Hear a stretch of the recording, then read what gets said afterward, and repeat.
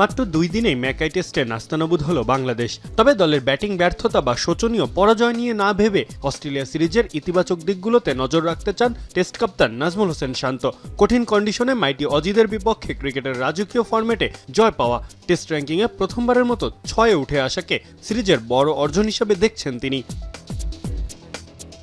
রোববার ম্যাচ শেষে সংবাদ সম্মেলনে শান্ত জানান, টসটাই সবচেয়ে গুরুত্বপূর্ণ ভূমিকা রেখেছে। ব্যাটিংয়ের জন্য শুরু থেকেই কঠিন ছিল উইকেট। ব্যাটাররা কিছু বাজে শট খেললেও কাউকে আলাদাভাবে দায়ী করতে চান না তিনি।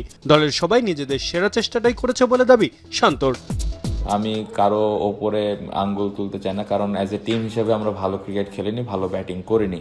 আমি আমার কথা বলতে পারি, আমি সেট হয়ে যে সময় আউট হয়েছে এটা অ্যাকসেপ্টেবল না, আমার আর একটু লম্বা করা উচিত ছিল। বাট আমার মনে হয় সবাই এই জায়গায় খুব ভালোভাবে চেষ্টা করেছে। এরকম বোলিং অ্যাটাক, এরকম কন্ডিশন আমরা খেলিই না।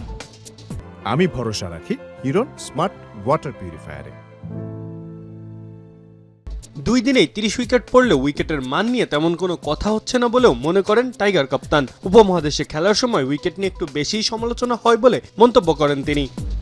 যখন নর্মালি আমরা সাবকন্টিনেন্টে খেলি, একদিনে 18-19 উইকেট পড়লে অনেক কথাবার্তা হয়, সবাই বলে। সো প্রথম দিনে 18 উইকেট পড়েছিল, এটাও একটু সবার বুঝতে হবে। শুধু যদি এমন হয়তো আমাদের পড়েছে ওদের পড়ে নাই তাহলে আমি বুঝতাম। বাট আর একটা জিনিস বলতে চাই যে যখন আমরা সাবকন্টিনেন্টে খেলবো তখন যেন এই জিনিসগুলো আমরা ভুলে না যাই। এই হারের মধ্য দিয়ে শান্তরা বুঝতে পেরেছেন ডারউইনের জয়টা আসলে কত বড় প্রাপ্তি ছিল। বহু বছর পর এসে এমন কন্ডিশনে বড় বড় দলের বিপক্ষে পারফর্ম করা অনেক চ্যালেঞ্জিং। তাই ভবিষ্যতে নিউজিল্যান্ড অস্ট্রেলিয়ার মতো কন্ডিশনে আরও খেলার সুযোগ চান তিনি। কঠিন উইকেটে কিভাবে ভালো ব্যাটিং বোলিং করতে হয় এই অভিজ্ঞতা সামনে কাজে লাগাতে চান শান্ত। মাহফুজ আহমেদ, এখন।